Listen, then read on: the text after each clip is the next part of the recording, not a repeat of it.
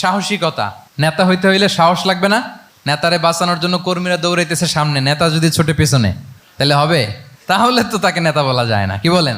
নেতার তো he should be কারেজাস, তার সাহসী হইতে হবে, দুর্দান্ত সাহস থাকতে হবে তার। রাসূল সাল্লাল্লাহু আলাইহি ওয়াসাল্লামের এরকম দুর্দান্ত সাহস ছিল, অত্যন্ত সাহসিকতার অধিকারী তিনি ছিলেন।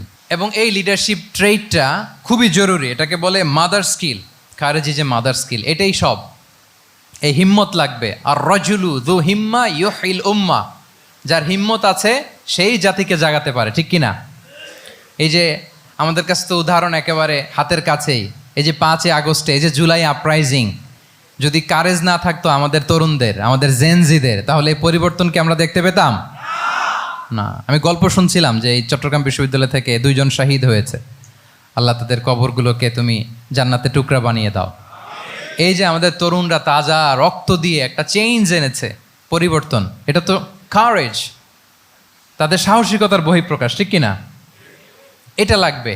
কেউ যদি লিড দিতে চায়, লিডার হতে চায়, তার এটা লাগবে, মাস্ট। রাসূল সাল্লাল্লাহু আলাইহি ওয়াসাল্লাম অত্যন্ত সাহসী ছিলেন। 2-1টা উদাহরণ আমরা সিরাত থেকে দেখি। একবার মদিনাতে রাত্রিবেলা বিকট একটা আওয়াজ হলো, বিকট এত আওয়াজ, সবাই ঘুম থেকে জেগে গেল।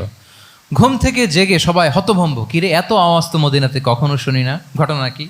কেউ ঘোড়া নিয়ে, কেউ উট নিয়ে, কেউ খচ্চর নিয়ে, কেউ এমনি খালি পায়ে ছুটতে আরম্ভ করলো আওয়াজের দিকে, দেখি যাই কোথায় কি হলো। সবাই ছুটতে ছুটতে মাঝপথে যেয়ে দেখে রাসূল সাল্লাল্লাহু আলাইহি ওয়াসাল্লাম আওয়াজ কোথায় হয়েছে, কোত্থেকে হয়েছে দেখে ফিরে আসতেছে, আর বলতেছে লান তুরাউ, ডোন্ট ওয়ারি, আরে ভয় নাই, দেখে আসছি আমি, আল্লাহু আকবার, ভয় নাই, আমি দেখে আসছি, এভরিথিং ইজ ফাইন দেয়ার, সব ঠিক আছে, যাও ফিরো মদিনায় ফিরো। সবাই ভয় পেয়ে ঘোড়া টোরা ওট হাঁকিয়ে ছুটতে আরম্ভ করছে। অনেক দূর যাওয়ার পরে দেখে রাসূল সাল্লাল্লাহু আলাইহি ওয়াসাল্লাম আবু তালহা রাদিয়াল্লাহু তাআলা আনহুর একটা খুবই ক্ষিপ্ত ঘোড়া নিয়ে উনি দেখে ভিজিট করে ফিরে আসতেছেন। সুবহানাল্লাহ। তাহলে বিপদ ঘটলে নেতা থাকতে হবে কই, সামনে না পেছনে? আমাদের নেতারা থাকে কই? নাকি পেছনেও খুঁজে পাওয়া যায় না? It's a big crisis. নেতা থাকবে কোথায়? Front liner. Leader should be front liner. উনি তো লিড দিবে, নেতৃত্ব দিবে। এখন ওনারা যদি খুঁজে পাওয়া না যায়, তাহলে থাকবে কিছু না। এই যে শিখতে হবে আমাদের, যেমনটা রাসূল সাল্লাল্লাহু আলাইহি ওয়াসাল্লাম করলেন, বিকট আওয়াজ, উনি আগে চলে গেছে, কাউকে না বলে দেখে টেকে চলে আসতেছে। আল্লাহু আকবার। হুনাইনের যুদ্ধে এক পর্যায়ে মুসলমানরা পর্যদুস্ত হয়ে যাচ্ছিল, আপনারা অনেকে জানেন। To make the long story short, পুরো ঘটনাটা আমি আনবো না। সাহাবারা দিক বিদিক ছুটতে আরম্ভ করলো, পাহাড়ের উপর থেকে এমন প্রবল বেগে তীর ছোড়া হচ্ছিল, সাহাবারা টিকতে পারছিল না, কেউ এদিকে কেউ ওদিকে। রাসূল সাল্লাল্লাহু আলাইহি ওয়াসাল্লাম এই তীর তলোয়ারকে উপেক্ষা করে সামনে যেয়ে দাঁড়ালেন ঢালের মতো, আর বললেন আনা নবিয়্যু লা কাযিব আনা ইবনু আব্দুল মুত্তালিব। এই সাহাবারা, আনা নবিয়্যু লা কাযিব, আমি সত্য নবী, আমার দিকে ফেরো, I'm the grandson of Abdul Muttalib, আমি দাঁড়িয়ে আছি, ফেরো। রাসূল সাল্লাল্লাহু আলাইহি ওয়াসাল্লামের যখন এই সাহসী স্টেটমেন্ট তারা পেলেন, আবার আল্লাহু আকবার ধ্বনি নিয়ে সাহাবারা সামনের দিকে এগিয়ে গেছেন। এই যে আগালেন, আর পিছু ফিরলেন না, হুনাইন জয় করেই ছাড়লেন। আল্লাহু আকবার। তাহলে ইতিহাসের পরতে পরতে, সিরাতের পরতে পরতে আমরা দেখবো যে রাসূল সাল্লাল্লাহু আলাইহি ওয়াসাল্লাম হি ওয়াজ এ হাইলি কারেজাস, অনেক সাহসী একজন ব্যক্তিত্ব ছিলেন, অত্যন্ত সাহসী পুরুষ ছিলেন। তাহলে নেতা হইতে হইলে তার কি লাগবে?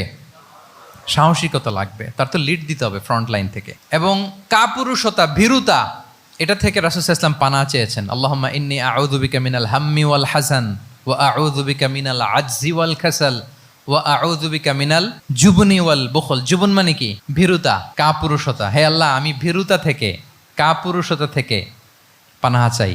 আমরা যেন কাপুরুষ না হই, আমরা যেন ভীরু না হই, আমরা যেন সত্যের বীর সেনানী হয়ে আবু সাঈদের মতো এরকম 2 হাত প্রসারিত করে দাঁড়াতে পারি, ঠিক কিনা? এই যে কারেজাস আবু সাঈদ, হ্যাঁ, he is the icon of courage of Bangladesh. কি বলেন? এই যে বুক টান টান করে যে হাত 2টা প্রসারিত করে দাঁড়ালো, আল্লাহু আকবার। গোটা বিশ্ব এখন তাকে আইকনিক ফিগার হিসেবে মেনে নিস। কি বলেন? গোটা বিশ্ব তাকে চিনছে, তার জন্য দোয়া করছে। তাহলে courage, it's an essential leadership trade, এটা লাগবে প্রিয় ভাইয়েরা। আল্লাহ তাআলা এই কারেজ, এই সৎ সাহস দিয়ে আমাদেরকে ধন্য করুক। 7 নম্বরে হচ্ছে কনফ্লিক্ট রিজলভিং এবিলিটি, বিরোধ নিষ্পত্তি করার মতো যোগ্যতা থাকতে হবে নেতার। অর্থাৎ নেতা হইতে হবে এমন যে বিরোধকে নিষ্পত্তি করে দিতে পারে, মিটমাট করে দিতে পারে, ঝগড়া লাগলে মিটায়ে দিতে পারে। এটা গুরুত্বপূর্ণ কোয়ালিটি না নেতার জন্য? কি বলেন? রাসূল সাল্লাল্লাহু আলাইহি ওয়াসাল্লামের কিন্তু এটা ছিল, বিরোধ নিষ্পত্তি করা। রাসূল সাল্লাল্লাহু আলাইহি ওয়াসাল্লাম মক্কা থেকে মদিনায় যে 1 ঘন্টায় বছরের পর বছর চলে আসা যুদ্ধ, they used to fight each other, Aws and Khazraj, 1 ঘন্টায় যুদ্ধ থামাই দিয়েছেন। আল্লাহু আকবার। He was a very good mediator and arbitrator. রাসূল সাল্লাল্লাহু আলাইহি ওয়াসাল্লাম অত্যন্ত ভালো মধ্যস্থতাকারী ছিলেন, ভালো মধ্যস্থতাকারী তিনি ছিলেন। তিনি থামিয়ে দিতে পারতেন, বিরোধকে থামাতে পারতেন। আপনারা জানেন যে মক্কায় একবার সম্ভবত অগ্নিকাণ্ডের কারণে কাবা ঘর জ্বলে গিয়েছিল, ধ্বংস হয়েছিল, কিছু অংশ নষ্ট হয়ে গিয়েছিল। কাবাকে রিনোভেট করা হয়েছিল, ফলে কাবার একটা কর্নারে যে ব্ল্যাক স্টোন কর্নার, রুকনুল হাজারিল আসওয়াদ, হাজরে আসাদ পাথরকে সরিয়ে রাখা হয়েছিল। এখন কাবা যখন পুনর্নির্মাণ শেষ, ওই হাজরে আসওয়াদ পাথরকে আবার তার জায়গায় রাখা হবে। কিন্তু কে রাখবে? সবাই রাখতে চায়। সব দলের নেতারা বলে আমরা রাখবো। এক দলের নেতা বলে যে আমি রাখবো, এটা অনেক very prestigious and dignified issue, এই প্রেস্টিজ আমরা কাউকে নিতে দিব না। আরেক দলের নেতা বলে না, আমাদের পাওয়ার বেশি, আমরা রাখবো। আরেক দলের নেতা বলে যে না, এটা আমাদেরই। আরেকজন বলে রক্তের গঙ্গা বইয়ে দিব মক্কায়, কিন্তু এই সম্মান হাতছাড়া হতে দেব না। এখন জাতীয় 4 নেতা গেছে 4 দিকে, সমাধান তো নাই। পাথর কয়টা? পাথর তো মাত্র একটা। ইন দ্য মিন টাইম রাসূল সাল্লাল্লাহু আলাইহি ওয়াসাল্লাম আসলেন। রাসূল সাল্লাল্লাহু আলাইহি ওয়াসাল্লামকে দেখেই সবাই হ্যাপি। সবাই বলে যা আমিনুন রদিনা বি, এই তো আলামিন আসছে, ওই ফয়সালা করবে। আল্লাহ রাসূল সাল্লাল্লাহু আলাইহি ওয়াসাল্লাম বললেন কি হয়েছে? এই ঘটনা। জাতীয় 4 নেতা বলে এই পাথর নিয়ে তারা নিজেরা রাখবে, কাউকে দিবেন। রাসূল সাল্লাল্লাহু আলাইহি ওয়াসাল্লাম বললেন ঠিক আছে, একটা চাদর নিয়ে আসো। চাদর নিয়ে আসা হলো। এবার জাতীয় 4 নেতা চাদরের 4 কর্নার ধরে দাঁড়ালো। রাসূল সাল্লাল্লাহু আলাইহি ওয়াসাল্লাম নিজ হাতে হাজরে আসওয়াদ তুলে চাদরের মাঝখানে রাখলেন। এবার 4 নেতাকে বললেন আসো তোমরা আমার সাথে। তারা আগাতে লাগলো। কাবা ঘরের সামনে যখন আসলো, রাসূল সাল্লাল্লাহু আলাইহি ওয়াসাল্লাম নিজ হাতে, ওনার বরকতময় হাতে আবার হাজরে আসওয়াদ ধরে ঠিক জায়গা মতো রেখে দিলেন। এতক্ষণ কিন্তু 4 নেতা কি বলছে? কাউরে ধরতে দিব না, কাউকে। কিন্তু এখন চাদরের কোনা ধরেই happy. This is called conflict resolving ability. একজন নেতার এরকম কনফ্লিক্ট, সমাজে যখন এই ধরনের বিরোধ তৈরি হয়, ঝামেলা তৈরি হয়, মারামারির মতো পরিস্থিতি তৈরি হয়, সংঘাতের মতো একটা সিচুয়েশন হয়, নেতা এটাকে রিজলভ করার ক্যাপাসিটি, এবিলিটি তার থাকতে হবে। আল্লাহ রাসূল সাল্লাল্লাহু আলাইহি ওয়াসাল্লামকে আল্লাহ তাআলা এটা দিয়েছিলেন। আল্লাহু আকবার। শুধু বড় বড় জিনিস না, ছোট ছোট জিনিসও করতে হয়। লেটস সে নিজ দলের নেতাকর্মীদের মধ্যে মারামারি, নিজ দেশের ভেতরে মারামারি, দেশের সাথে প্রতিবেশী দেশের বিরোধ, রিজিওনাল সুপার পাওয়ার হলে আশেপাশের অনেকগুলো দেশের মধ্যে বিরোধ, আপনাকে নেতা হয়ে এগুলো মিটমাট করে দিতে হবে। সুপার পাওয়ার যদি হয়ে যান, গোটা বিশ্বের যেখানে ঝামেলা লাগে, দেখেন না বড় বড় মোড়লরা কি করে? ওই কাতারে বসে বসে ওই আফগানিস্তান, তারপর ওই ইসরায়েল, কাতার মিলাই দিচ্ছে। দেখেন না এগুলো নিউজে আপনারা?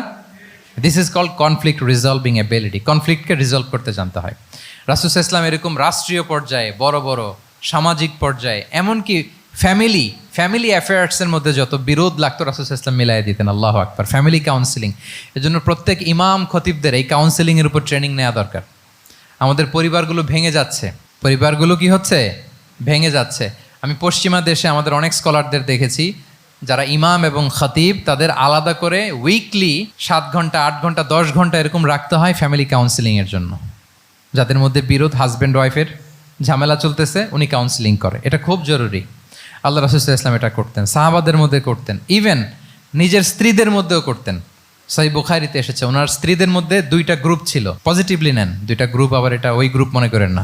অর্থাৎ মানবিক কারণে সামান্য যে জেলাসি থাকে এক স্ত্রীর সাথে আরেক স্ত্রীর, এটা তো খুব স্বাভাবিক। ওই ওনাদের মধ্যে একসাথে তো অ্যাট এ টাইমে খুব সম্ভবত 9 জন স্ত্রী বেঁচে ছিলেন। হাফসা রাদিয়াল্লাহু তাআলা আনহাকে কেন্দ্র করে একটা গ্রুপ, আয়েশা রাদিয়াল্লাহু তাআলা আনহাকে কেন্দ্র করে একটা গ্রুপ। তাদের মধ্যে অনেক কথাবার্তা, কিছু মানবিক কারণে যেগুলো হয়, এটা কিন্তু ছিল। রাসূল সাল্লাল্লাহু আলাইহি ওয়াসাল্লাম প্রায় ওনাদেরকে নিয়ে বসে এগুলো রিজলভ করে দিতেন। ওনার নিজের কন্যা ফাতেমা রাদিয়াল্লাহু তাআলা আনহার সাথে আলী রাদিয়াল্লাহু তাআলা আনহার যদি মনোমালিন্যের ঘটনা ঘটতো, এগুলো উনি রিজলভ করে দিতেন।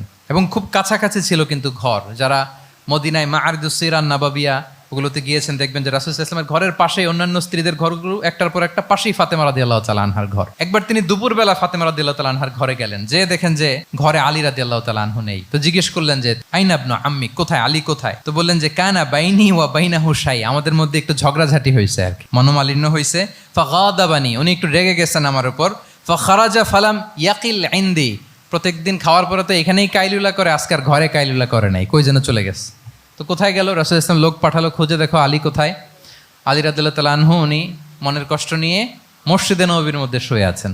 তো রাসূল সাল্লাল্লাহু আলাইহি ওয়াসাল্লাম খুঁজতে খুঁজতে মসজিদে নববীর ভেতরে গেলেন, দেখলেন যে উনি যে শুয়ে আছে, ওনার গায়ের জামাটা এক পাশে পড়ে আছে, আর বালুর মধ্যে ওনার শরীর পড়ে আছে। তো উনি ডাকলেন কুম ইয়া আবা তোরব, কুম ইয়া আবা তোরব, হে বালির বাবা আলী, বালির বাবা আলী ওঠো ওঠো। মজা করে বললেন যে ইয়া আবা তোরব, যেহেতু বালি লেগে আছে গায়ে, বালির বাবা আলী ওঠো।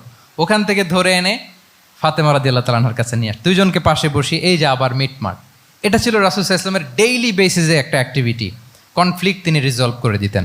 সহিহ বুখারীতে একটা অধ্যায় আছে কিতাবুস সুলহি ফিল বুখারীতে আছে কিতাবুস সুলহ, এটার নাম, অধ্যায়টার নাম হচ্ছে কিতাবুস সুলহ, মানে মীমাংসা করে দেওয়ার অধ্যায়। একটা পরিচ্ছেদ আছে, পরিচ্ছেদের নাম হচ্ছে বাবু কওলিল ইমামি লি আসহাবিহি ইযহাবু বিনা নুসলিহ বাইনাহুম। রাসূল সাল্লাল্লাহু আলাইহি ওয়াসাল্লাম প্রায় বলতেন যে আমাকে নিয়ে যাও, আমি মিলাই দিব। ঝগড়া ঝাঁটি মারামারির কথা শুনলে রাসূল সাল্লাল্লাহু আলাইহি ওয়াসাল্লামের বিখ্যাত ডায়লগ এটা। উনি বলতেন আরে ঝগড়া, ইযহাবু বিনা, আমি আছি না, আমারে নিয়ে যাও, আমি মিলাই দিব। আমাকে নিয়ে যাও, আমি সংশোধন করে দিব। আল্লাহু আকবার। তাহলে কনফ্লিক্ট রিজলভিং এবিলিটি এটা একজন নেতার থাকা চাই।